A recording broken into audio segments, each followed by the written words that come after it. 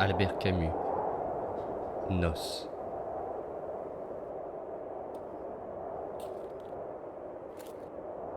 Le vent à Djémila.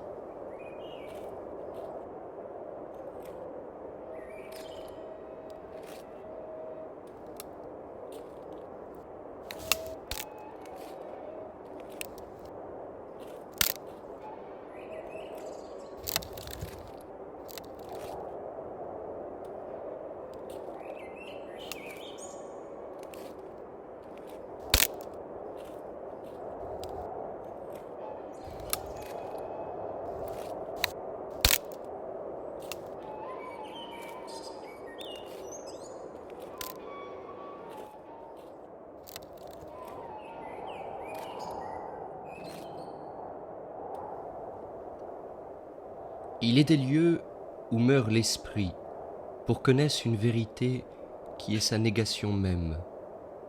Lorsque je suis allé à Djémila, il y avait du vent et du soleil, mais c'est une autre histoire.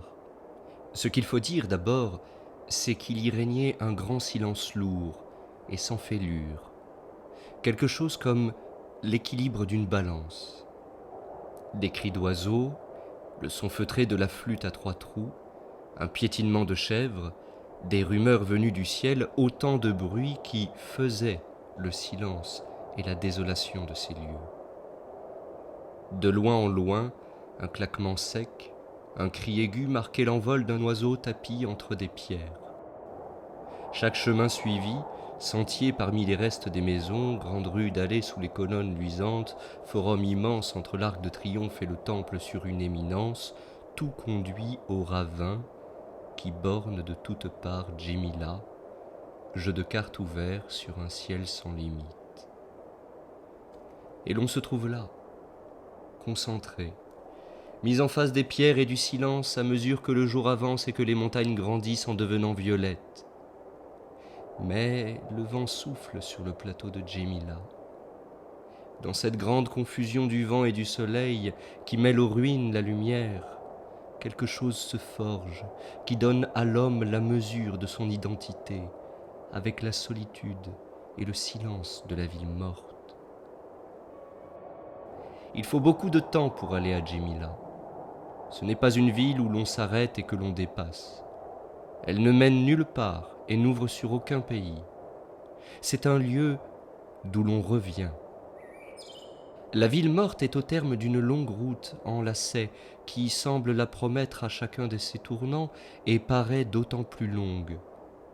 Lorsque surgit enfin sur un plateau aux couleurs éteintes, enfoncé entre de hautes montagnes, son squelette jaunâtre comme une forêt d'ossements, Djémila figure alors le symbole de cette leçon d'amour et de patience qui peut seule nous conduire au cœur battant du monde.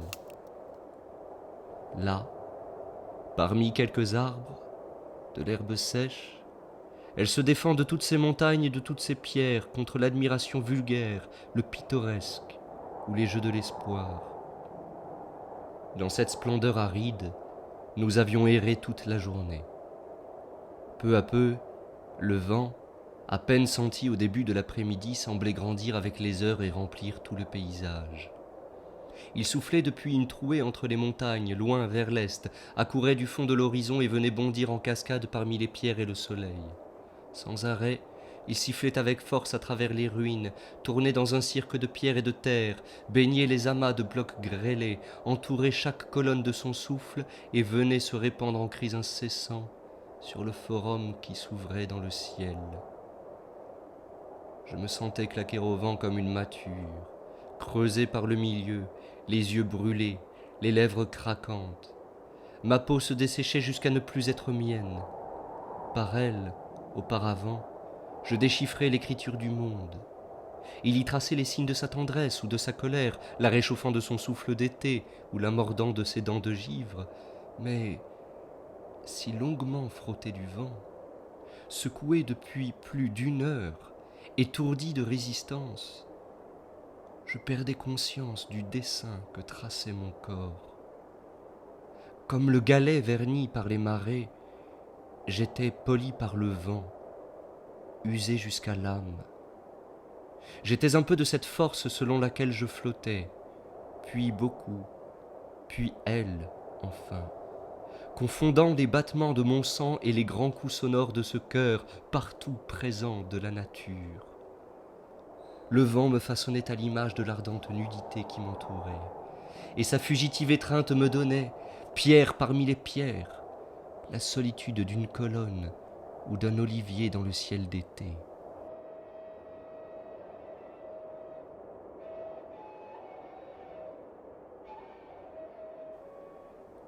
Ce bain violent de soleil et de vent épuisait toutes mes forces de vie.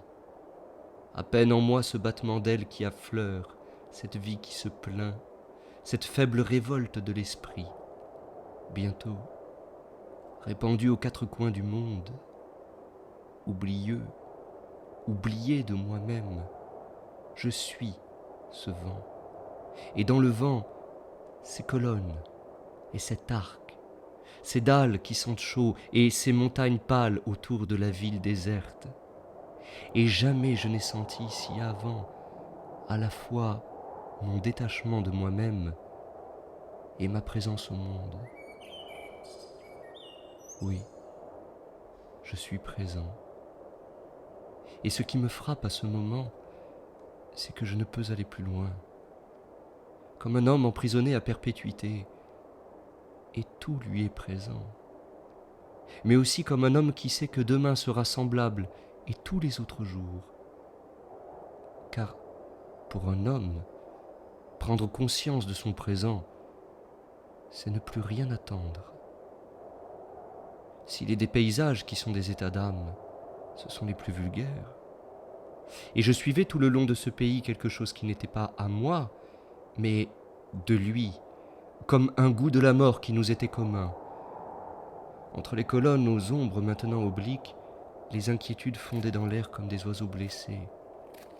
Et à leur place, cette lucidité aride. L'inquiétude naît du cœur des vivants.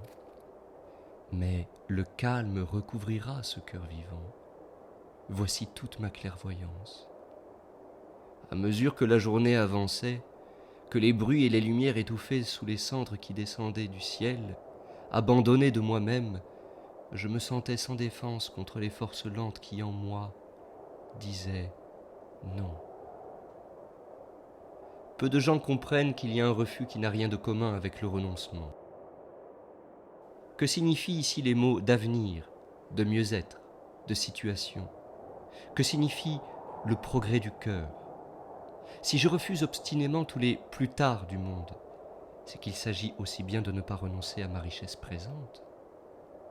Il ne me plaît pas de croire que la mort ouvre sur une autre vie, elle est pour moi une porte fermée. Je ne dis pas que c'est un pas qu'il faut franchir, mais que c'est une aventure horrible et sale. Tout ce qu'on me propose s'efforce de décharger l'homme du poids de sa propre vie. Et devant le vol lourd des grands oiseaux dans le ciel de Djémila, c'est justement un certain poids de vie que je réclame et que j'obtiens. Être entier dans cette passion passive et le reste ne m'appartient plus.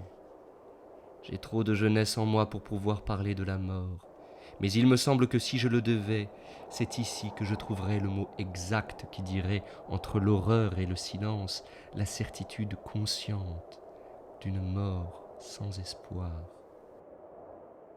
On vit avec quelques idées familières, 2 ou 3. Au hasard des mondes et des hommes rencontrés, on les polit, on les transforme. Il faut 10 ans pour avoir une idée bien à soi, dont on puisse parler. Naturellement, c'est un peu décourageant. Mais l'homme y gagne une certaine familiarité avec le beau visage du monde. Jusque-là, il le voyait face à face. Il lui faut alors faire un pas de côté pour regarder son profil. Un homme jeune regarde le monde face à face. Il n'a pas eu le temps de polir l'idée de mort ou de néant dont pourtant il a mâché l'horreur. Ce doit être cela, la jeunesse. Ce dur tête-à-tête avec la mort. Cette peur physique de l'animal qui aime le soleil. Contrairement à ce qui se dit, à cet égard du moins, la jeunesse n'a pas d'illusion. Elle n'a eu ni le temps ni la piété de s'en construire. Et je ne sais pourquoi, devant ce paysage raviné, devant ce cri de pierre lugubre et solennelle, Djémila, inhumaine dans la chute du soleil, devant cette mort de l'espoir et des couleurs, j'étais sûr qu'arrivés à la fin d'une vie, les hommes dignes de ce nom doivent retrouver ce tête-à-tête, renier quelques idées qui furent les leurs et recouvrer l'innocence et la vérité qui luit dans le regard des hommes antiques en face de leur destin. Ils regagnent leur jeunesse, mais c'est en étreignant la mort. Rien de plus méprisable à cet égard que la maladie. C'est un remède contre la mort. Elle y prépare. Elle crée un apprentissage dont le premier stade est l'attendrissement sur soi-même. Elle appuie l'homme dans son grand effort qui est de se dérober à la certitude de mourir tout entier. Mais Djémila, et je sens bien alors que le seul progrès de la civilisation, celui auquel de temps en temps un homme s'attache, c'est de créer des morts conscientes. Ce qui m'étonne toujours, alors que nous sommes si prompts à raffiner sur d'autres sujets, c'est la pauvreté de nos idées sur la mort. C'est bien ou c'est mal. J'en ai peur ou je l'appelle, qu'ils disent, mais cela prouve aussi que tout ce qui est simple nous dépasse. Qu'est-ce que le bleu? Et que penser du bleu? C'est la même difficulté pour la mort. De la mort et des couleurs, nous ne savons pas discuter. Et pourtant c'est bien l'important, cet homme devant moi, lourd comme la terre qui préfigure mon avenir. Mais puis-je y penser vraiment? Je me dis, je dois mourir. Mais ceci ne veut rien dire, puisque je n'arrive pas à le croire, et que je ne puis avoir que l'expérience de la mort des autres. J'ai vu des gens mourir. Surtout, j'ai vu des chiens mourir. C'est de les toucher qui me bouleversait. Je pense alors fleurs, sourires, désir de femme, et je comprends que toute mon horreur de mourir tient dans ma jalousie de vivre. Je suis jaloux de ceux qui vivront et pour qui fleurs et désirs de femme auront tout leur sens de chair et de sang. Je suis envieux parce que j'aime trop la vie pour ne pas être égoïste. Que m'importe l'éternité? On peut être là, couché un jour, s'entendre dire « Vous êtes fort et je vous dois d'être sincère, je peux vous dire que vous allez mourir. » Être là, avec toute sa vie entre les mains, toute sa peur aux entrailles et un regard idiot. Que signifie le reste? Des flots de sang viennent battre à mes tempes et il me semble que j'écraserai tout autour de moi. Mais les hommes meurent malgré eux, malgré leur décor. On leur dit « Quand tu seras guéri », et ils meurent. Je ne veux pas de cela. Car s'il y a des jours où la nature ment, il y a des jours où elle dit vrai. Djémila dit vrai ce soir, et avec quelle tristesse et insistante beauté. Pour moi, devant ce monde, je ne veux pas mentir, ni qu'on me mente. Je veux porter ma lucidité jusqu'au bout et regarder ma fin avec toute la profusion de ma jalousie et de mon horreur. C'est dans la mesure où je me sépare du monde que j'ai peur de la mort. Dans la mesure où je m'attache au sort des hommes qui vivent, au lieu de contempler le ciel qui dure. Créer des morts conscientes, c'est diminuer la distance qui nous sépare du monde et entrer, sans joie, dans l'accomplissement, conscient des images exaltantes d'un monde à jamais perdu. Et le chant triste des collines de Djémila m'enfonce plus avant dans l'âme l'amertume de cet enseignement.